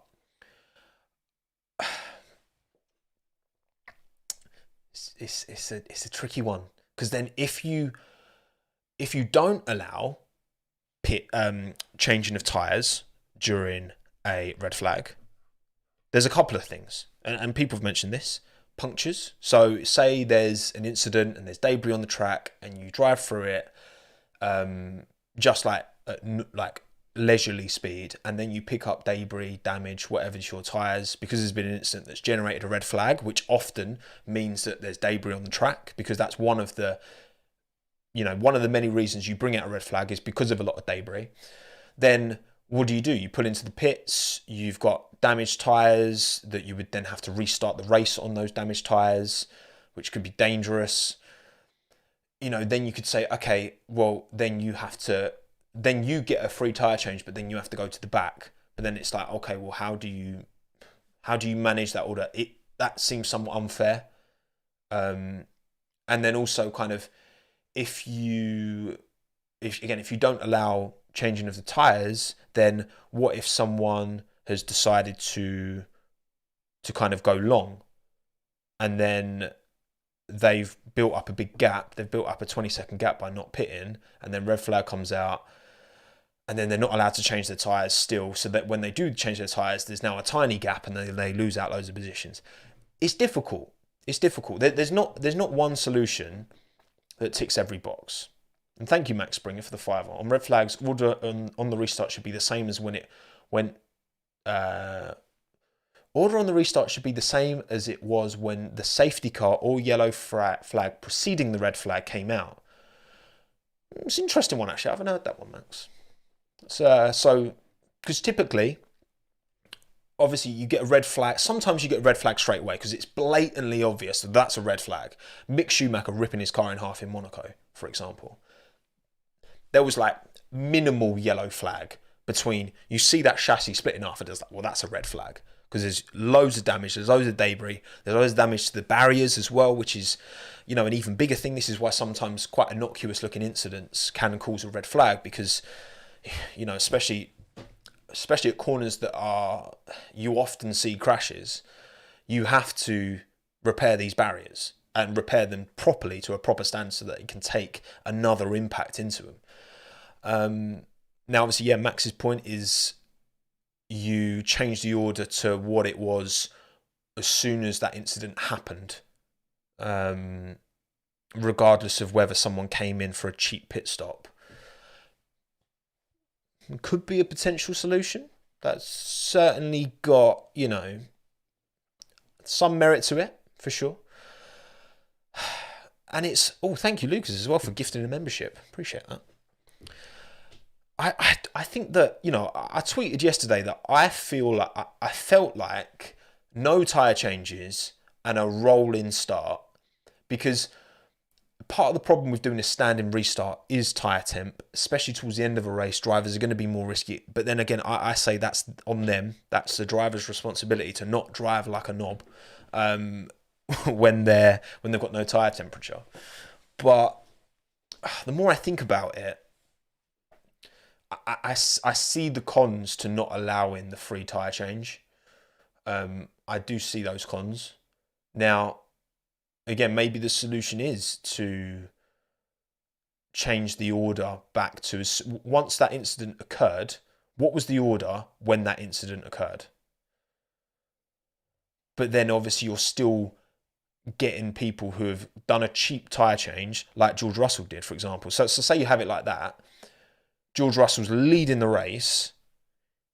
The yellow flag comes out. He changes his tyres, goes back out. Then they red flag it. Then it reinstates him to P1 with fresh tyres. So it's like every angle you talk about it, someone's missing out. And you know what? That's fine. That's why there's a debate. That's why there's not a consensus, because everyone's going to look at it from a slightly different perspective and have slightly different priorities of what should or shouldn't be, considered more than other things. Because a standing start, from an entertainment point of view, is fantastic. Now, tire temperature is an issue. I get that. But it's the same issue for everyone. Well, to some extent. Obviously, the car at the back waits the least amount of time. If everyone's on fresh rubber, a standing restart works. If you've got a mixture of fresh rubber and very used rubber, then a standing start doesn't really work. Like, that would be quite dangerous. If you've got some cars starting on fresh softs and others on, 25, 30 lap used hards, standing start, you're asking for a massive accident. Like, that's too dangerous. Heated grid spots, imagine. Chuck a radiator underneath it, easy job. So look, it's a challenge. It's a challenge to get something that ticks all the boxes. I'm still not like, what do I think? I've got to say, like, and I've seen all the arguments, and I still don't know where I sit on it. I think the ultimate goal of a red flag, in my opinion, should be to pause the race. To suspend the race in time. And that's why a lot of me is like, rolling restart, no tyre change. Because in my mind, I'm like, well, that just suspends the race, suspends it in time. Now, is it a situation where you have, because a rolling start doesn't account for a 20-second gap. If you've got a 20-second gap between driver 1 and driver 2, a rolling start, it puts them within a second. So it's impossible to have a true kind of pause of the race. And I still don't know. I still don't know. I think maybe this system that we have is the best we can ask for. And some drivers lose out, some drivers win, and it just kind of happens. Change tyres to the same compound under red flag. Maybe, I don't know. Safety cars. Maybe just not let them change compound. Yeah, perhaps. But then it depends on what your allocation is. Your allocation, you have a set amount of tyres. You might not have another set of mediums. You might not. So is that would be pretty unfair to force you to use another set of the same tyre if you don't necessarily have that tyre available. There's no escape. There's no go-karting style red flag. All cars stop on track where they are. There you go, Ben. Sorted. Boom. Lovely jubbly. Yeah, it's and then it comes to the fact that maybe the way is the best, most entertaining, most equitable way of doing it. It's like even stuff like fuel. Like, fuel levels, you can't do refueling, like in this modern generation of F1. There's talk about, okay, what in NASCAR they would add like overtime and they'd add extra laps onto the end. But if you don't have enough fuel, which these cars are fueled to get right down as close as they can to that 1 litre, offset that they have to have 1 litre of fuel in the tank at the end. They're designed to get as close to that as possible and use as much of that fuel without going over. You can't then just add 3-4 laps to the end. And that's the thing. That this is where it's difficult, because then you come to the whole, was it right for the red flag to be dropped when Alex Albon crashed, for example? Well, we'll get a little poll. So, do you think a red flag was the right call for Alex's crash? Yes or no? So this is the first crash. And a lot of drivers questioned whether they thought it was a red flag. There was a lot of gravel on track, and I believe it was gravel/debris that was cited as being the reason for the red flag, which, for me, this is the most kind of contentious one. Now, we did chuck a lot of gravel on track, and, possibly bits of carbon fibre debris. You never know what that can... I think given where the crash was, given where the gravel trap was and how that threw so much gravel on the track, I would say the red flag, it wasn't one that was immediately obvious. Sometimes, again, like I said about the Mick Schumacher crash at Monaco, it's obvious straight away, that's clearly a red flag. Boom, straight away, done. This was one where it wasn't immediately obvious there was a red flag. And I think a lot of this would be solved by that decision being made quicker. But then I suppose, again, it's like the right decision versus the quick decision. Now, if you drop a red flag quick enough that you never give anyone an opportunity to come in and pit, then it's like... Or then it comes to another question. It's like, do you ban pitting during flags? Like, during yellow flags, during virtual safety cars, you're not allowed to pit. But then what if you were going to pit anyway? And then the VSC comes out and... It's and yeah, the repair to the barrier somewhat was needed, but I believe they cited debris as their main reason. If there was no debris on track, there would have been a safety car. The cherry picker was out, but it was in the cherry picker was in the gravel. It was dry conditions as well, and the cherry picker didn't need to go on the track itself. So I think I feel, because there was a big street sweeper, wasn't there? There was a big street sweeper that came on the track to clear out a lot of the gravel. I feel like, am I unfair to say I think they could have called that as a red flag sooner? Seeing the damage, seeing the accident happen, and the amount of gravel. Is that harsh? Am I being harsh? Saying that I think they could have called that as a red flag sooner? Should we even have safety? Should we even have safety cars? Why not always red flag with a rolling start? It's just because I feel like that's too obtrusive to the flow. I think it's important that I think safety cars have a place. I think VSCs have a place because you just keep the race going. You don't want it to be two stop start. It wasn't obvious. I just think the reasoning they gave for it being debris, well, it might have not been clear to us as fans, but I don't know. I just feel like if that was my job, first and foremost, to be like, right, when do we call a red flag? You see that amount of debris on the track, gravel particularly, and if you're going to decide that loads of gravel on track is enough to bring out a red flag, because you're going to need to clear it up fully. I don't know. It is difficult, man. It's a difficult conversation. I don't think there's a clear answer. Definitely not. I think anyone who claims to have a clear answer clearly isn't considering part of the conversation. Clearly not. Do you think red flag was the right call for Alex's crash? If you say yes, and yeah, I think because what the alternative is safety car, and then you get loads of what are they called? I've literally completely forgot what. Marshals. Idiot. Loads of marshals with their brooms. There we go. Marshals.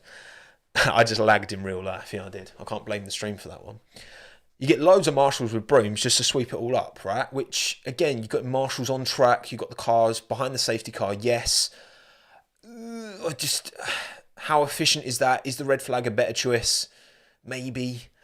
Because by the time they dropped the red flag, Alex's car was already being picked up by the cherry picker. So, yeah. I think it probably was the right call, but I also think it probably could have been made sooner.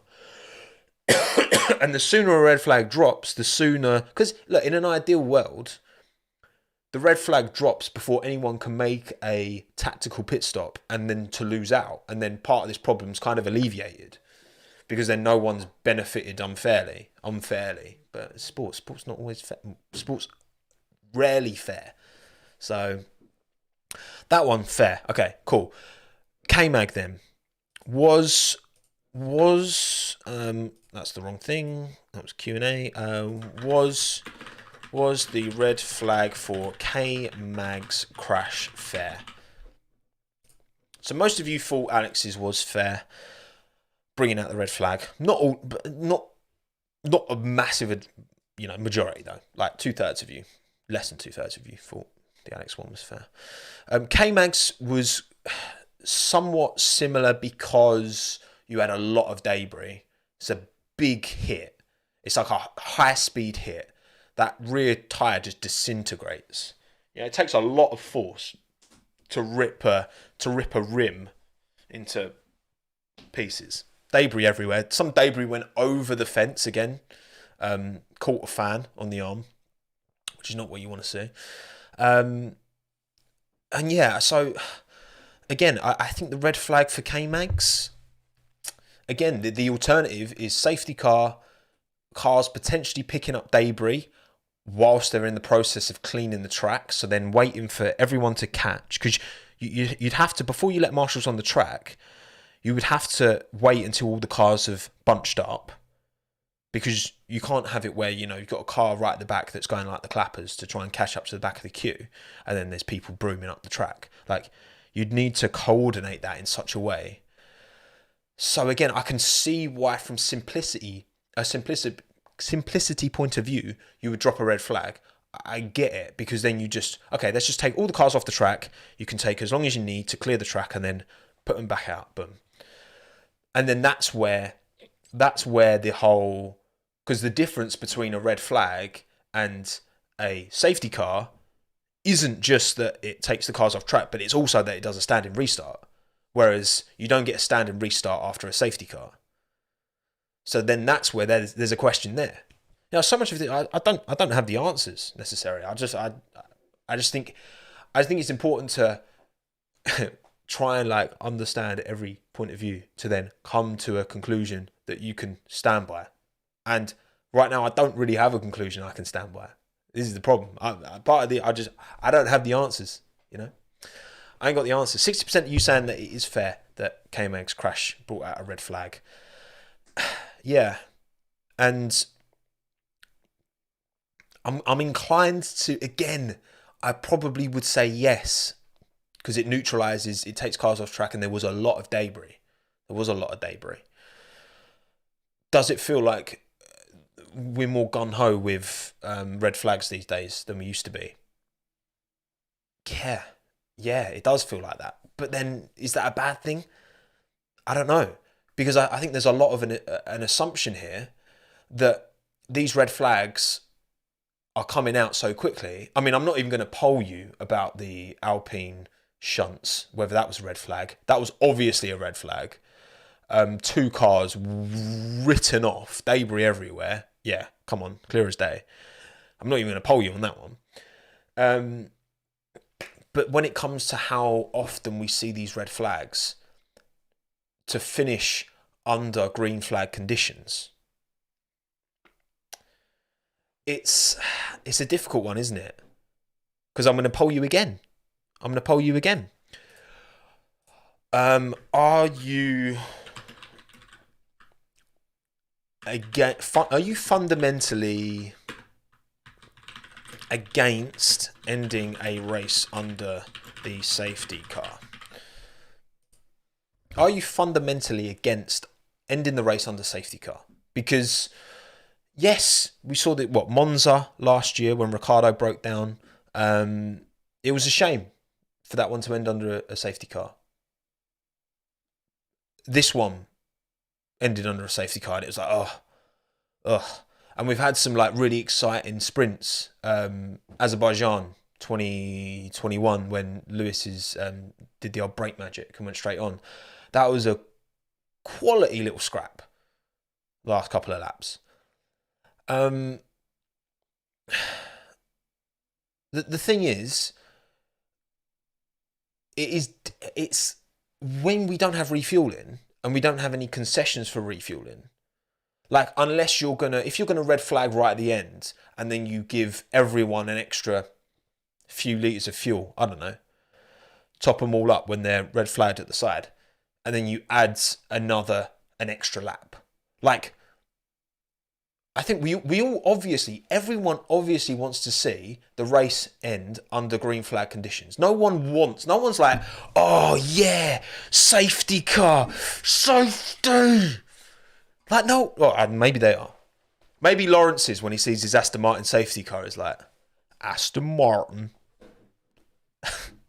The safety car ultras, maybe you exist, maybe you're out there, but no one wants that.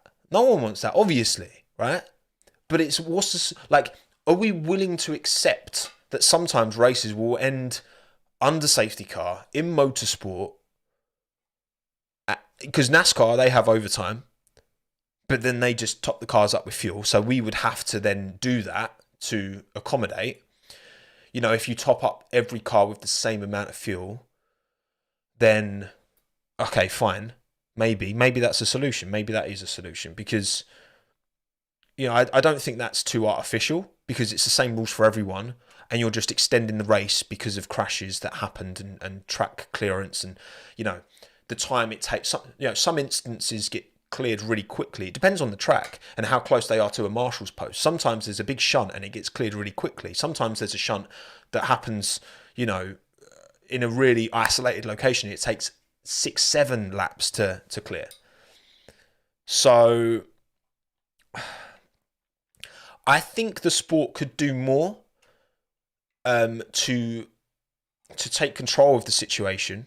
And maybe it is, topping up the cars with a bit of fuel at the end, same amount for everyone, and then adding a lap or adding 2 laps or whatever, and writing something in the rules that can be like, whenever there's a red flag within so much % of the end of the race, or so many laps or so many kilometers of the end of the race, that this and this happens.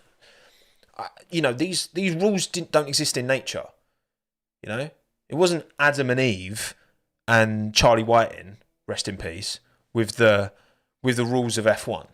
Like, these are human-made rules. Like, we can change them, and I think we need to just be aware that we're not. Sport is entertaining, but as soon as you start making decisions that are written in the rules because and for the sake of entertainment, then you start having issues. I don't think what happened yesterday was consciously done in the pursuit of entertainment. I just think it was the decisions that was made by the person to the closest interpretation of the rules written down that they could have. Because teams are always going to argue. You can't just be like, oh, we'll just make it up as we go along. Because you need to give the teams rules for them to then work towards, and then the teams will then hold. And this is why you always get teams, arguing, well, no, actually, this is, you've set a precedent here, blah, blah, blah. Like, teams are always going to do that. And they have every right to, and they should be doing that. And they will always, exactly, Oscar. They will always be imperfect. But I just think it's a shame that we're at a stage now when something like this happens, and a lot of people understandably jump on the idea that this is being made for entertainment reasons and nothing else, like all these red flags. I don't think that was the case. I think all the red flags were fair, and again, not being cynical, I can understand why they were made. But I think we just descended into this place with the sport where, it feels like there is a priority for the show above the integrity of the sport. And it's a product of, in the same way that we always jump on Ferrari when they make the tiniest mistake, it's a product of our experience with the FIA and the way this sport is run. So, I don't know.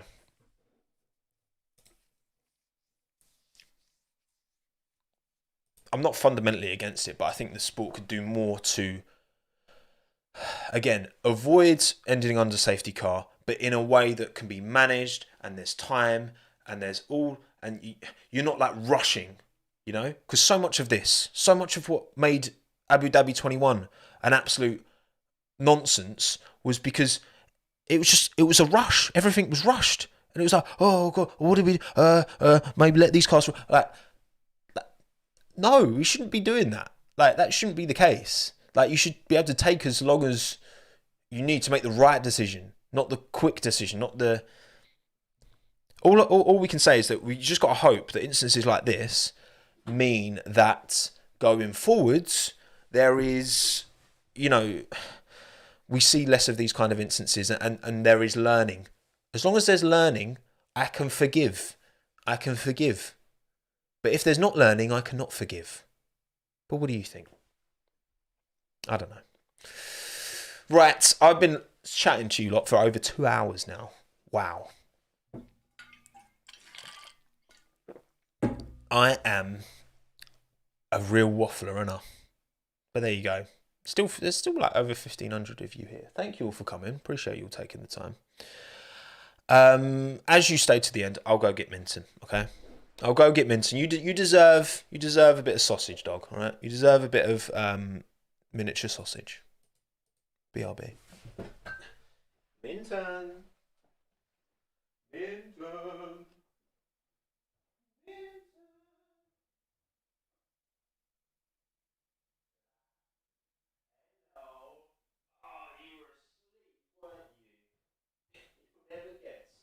You'll never guess what he was doing.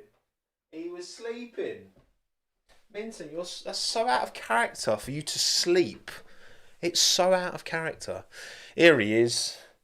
Hello, mate. We went for a walk this morning. Went to the paint shop. We're repainting our bathroom. So getting some testers. Hey, buddy. The tester's like almost big enough to paint the old bloody bathroom as well. Here he is. Minton the miniature. Very extra tired because we went for a walk this morning. Usually I take you for a walk later in the day, but there you go. 2 hour Chinwag. Wow. Don't know how many people are going to listen to this on audio only platforms. If you can't see Minton, that is because I'm only in your ears. Thank you for listening. Thank you for watching. Thank you to everyone who's watched this after the fact as well. A lot of you watch these as VODs, and hopefully the 2 hour timestamp won't put you off too much. And thank you to everyone who's here live. Carol, Ali, Jalita, Jozo, Alex, Lucas, Joran, Freaky, Snook, Andy, Carola, Pankin, Cone, Taylor, Mini Ninja, Jozo, Joe, Martin, Mosk, Smurf, Ben, Ali, Liam, Philip, Max, Smooth Operator, Megan, Gamers, Lukey, Nazrin, Ryan, James, Kai, Mark, Boas, Jamie, Panna, was it Platilobium obtusegulum? Platilobium obtuseg... Why? Why would you do that? Why would you call yourself... Matthew, mate, $20, man. You need to chill out, Matthew. Thank you very much. You're far too kind to me. Isn't Matthew Gordon far too good to us, Minton? Honestly, mate, you really don't have to, but thank you. It's very kind. Right, okay, we're going to wrap it now. Thank you all for coming. I'm going to now edit this MP3 only for your ears, and I will see you... I'm going to make this, the bit we're waffling, into a video, and then... Probably Wednesday, Thursday, maybe it'll come out. No, I'm going to try and get it out tomorrow, actually, because it will lose relevance quickly. What are you doing? He's so weird. Good boy. Right, goodbye, everyone. Have a good day. Be well, be happy, be safe. Stay hydrated, and get a sausage dog. Goodbye.